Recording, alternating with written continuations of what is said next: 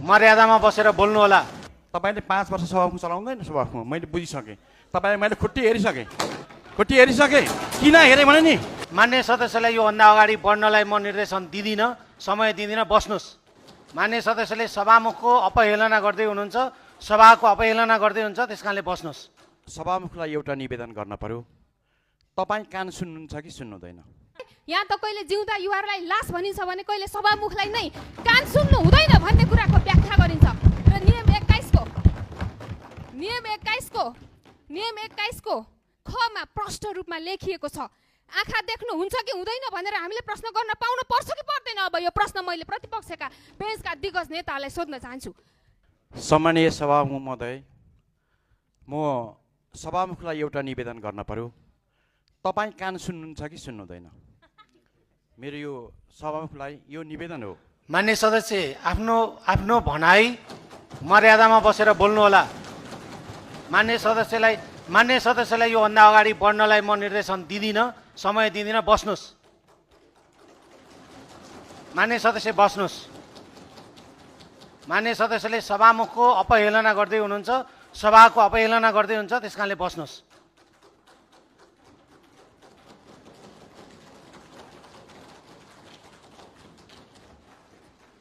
म अर्का मान्य सदस्य परशुराम तामाङलाई समय दिन्छु।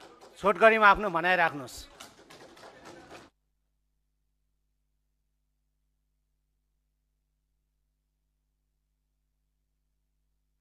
म मान्य सदस्य परशुराम तामाङलाई समय दिन्छु, आफ्नो भनाइ राख्नुहोस्।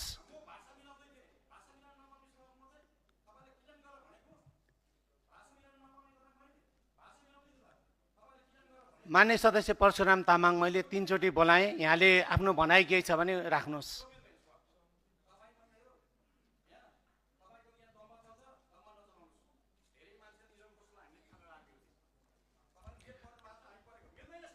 मान्य सदस्यहरूले बोल्ने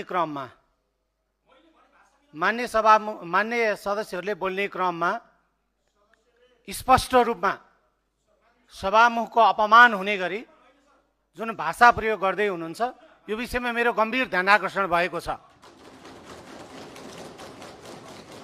मान्य सदस्यहरूले हलबाटै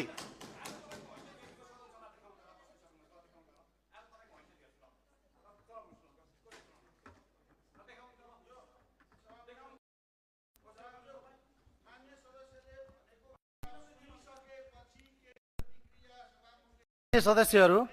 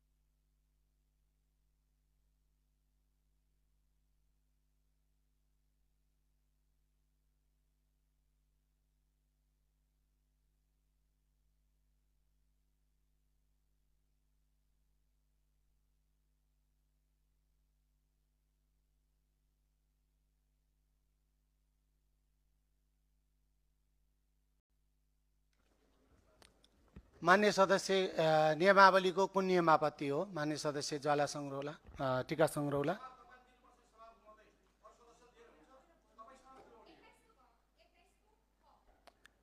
मान्य सदस्यलाई माइक दिनुहोस्।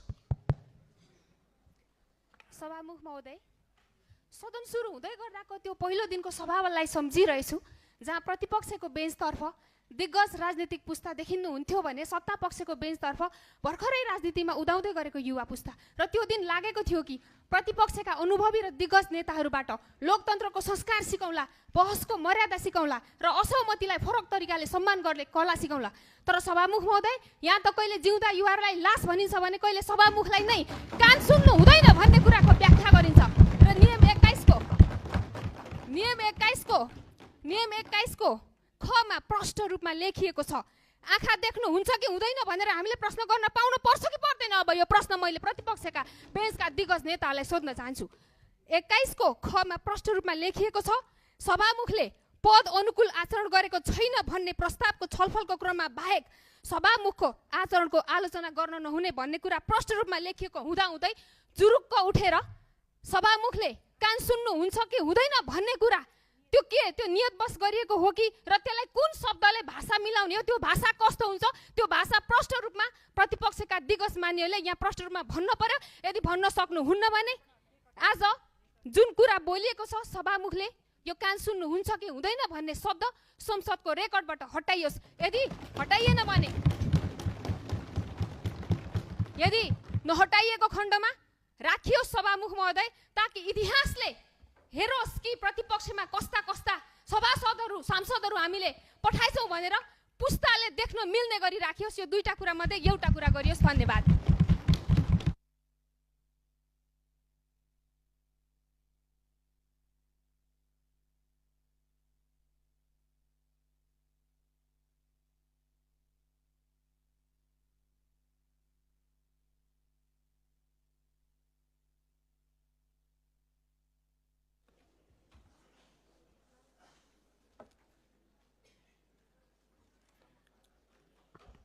मान्य सदस्यहरूलाई हाम्रो नियमावली 2083 को नियम 21 को खण्ड घ तर्फ ध्यानाकर्षण गराउँदै भर्खरै बोल्न सुरु गर्नुभएको मान्य सदस्य राजेन्द्र कुमार राईले आफ्नो भाषा सुधार गर्ने र क्षमायाचना गर्ने कुरा राख्नु भएको हुनाले के भन्न खोज्नु भएको म समय दिन्छु।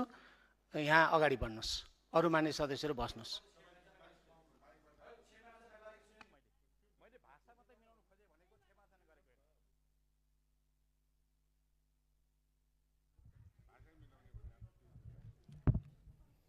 सामान्य सभामुख महोदय, आज अचम्म भयो। सभामुख यस्तो गरिमाय सदनमा आत्तिएर एउटा विषयवस्तुमा प्रवेश गर्नुहोस्। मान्य सदस्य कुरा राखिरहेको बेलामा विषयवस्तुमा प्रवेश गर्नलाई म मान्य सदस्यलाई जानकारी गराउँछु। व्यवहार गर्ने भयो नि, तपाईँले 5 वर्ष सभामुख चलाउँदैन सभामुख, मैले बुझिसकेँ। तपाईँलाई मैले खुट्टी हेरिसकेँ। किन हेरेँ भने नि तपाईँले कुरा सुन्नु परेन? के कुरा भन्दै हुन्छ भने कुरा सुन्नु पर्यो कि परेन? नसुनिकन तपाईँले जे एकैचोटि भन्न मिल्छ? मान्य सदस्यहरू, यो बैठक आजै 15 मिनटको लागि स्थगित हुन्छ।